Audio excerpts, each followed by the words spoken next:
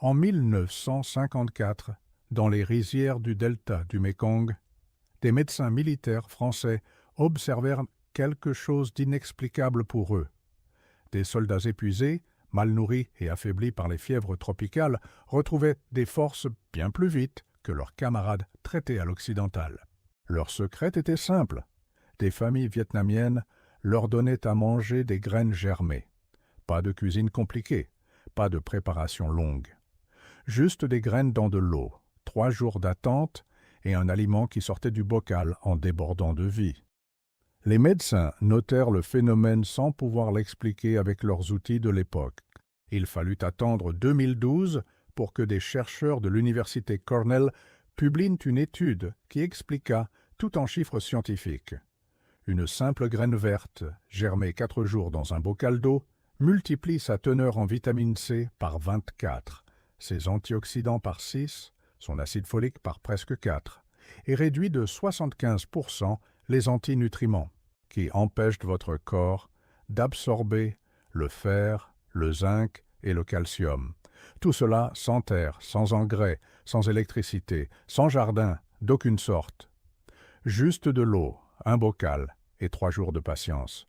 Cette graine s'appelle le haricot mungo, et c'est l'aliment le plus silencieux d'Occident. Vous allez comprendre pourquoi dans les 12 prochaines minutes.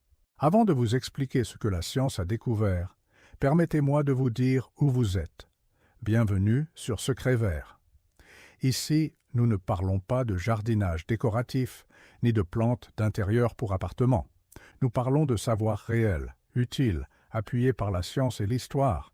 Le genre de connaissances qui a nourri des civilisations entières pendant des millénaires et que l'industrie alimentaire moderne préférerait que vous ignoriez. Si vous n'êtes pas encore abonné, c'est le bon moment pour le faire. Des milliers de personnes reçoivent chaque semaine ce type d'informations sur cette chaîne. Et ce que vous allez entendre aujourd'hui est parmi les plus importants que nous ayons publiés. Le haricot mungo est cultivé sur le sous-continent indien depuis 4500 ans. Des textes ayurvédiques, parmi les plus anciens jamais écrits dans une langue vivante, le décrivent explicitement comme le roi de toutes les légumineuses. Les médecins ayurvédiques le prescrivaient spécifiquement aux malades, aux personnes âgées et aux nourrissons.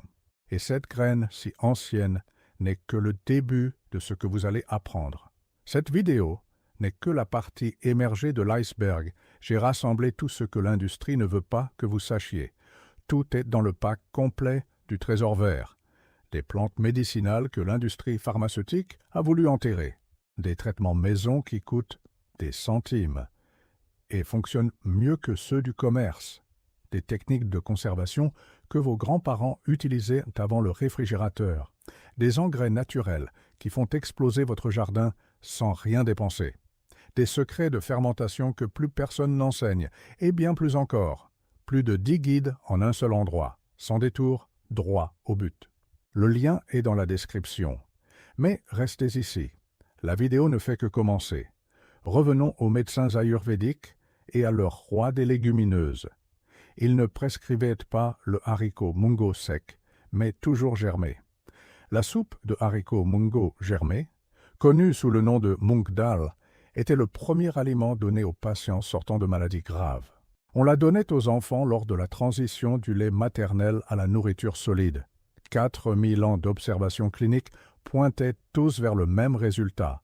Cette légumineuse en germant fait quelque chose d'extraordinaire qu'aucune autre ne fait pareil. Et la science moderne a mis 4 millénaires à le confirmer avec des instruments.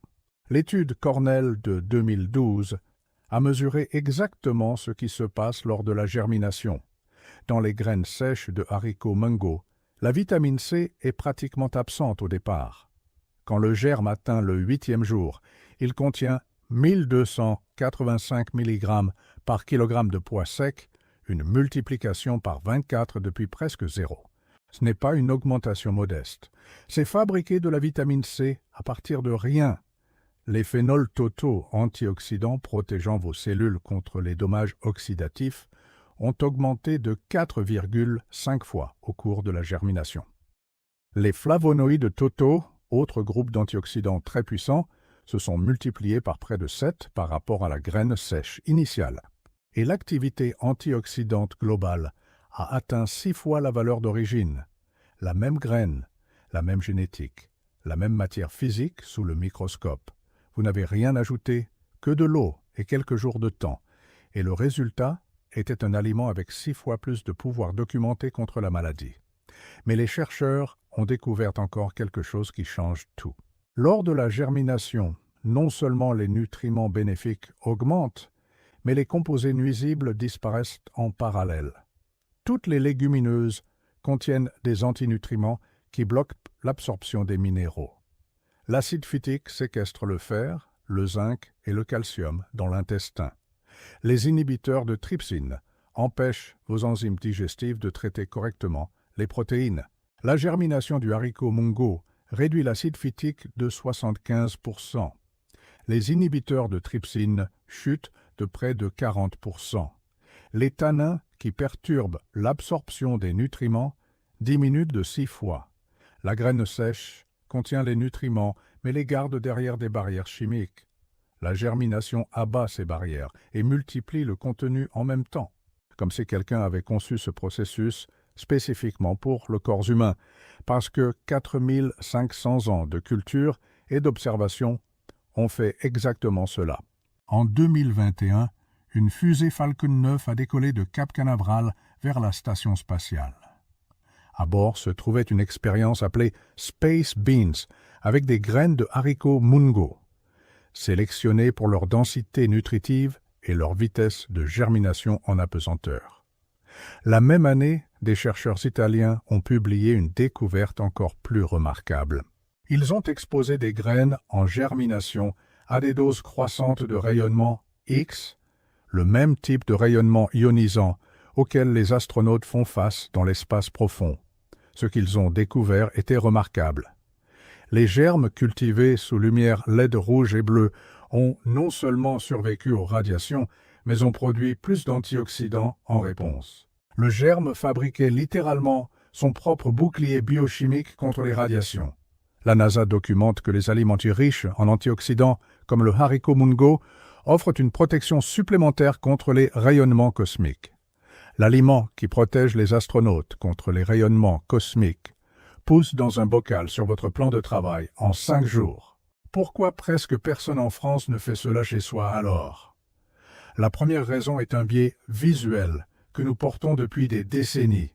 Depuis l'enfance, on nous a appris que la protéine ressemble à un steak ou à une escalope.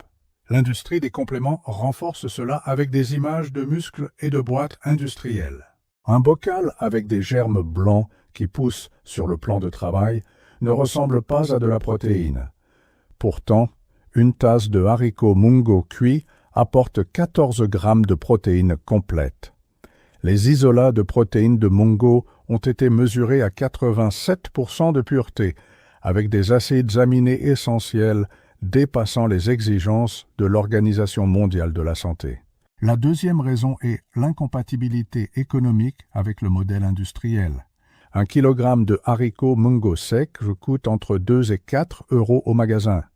Ce kilogramme produit entre 10 et 15 kg de germes frais et vivants. En prix de supermarché, les germes se vendent 2 à 4 euros par 100 grammes. Vous venez de produire entre 20 et 60 euros de nourriture fraîche pour 4 euros.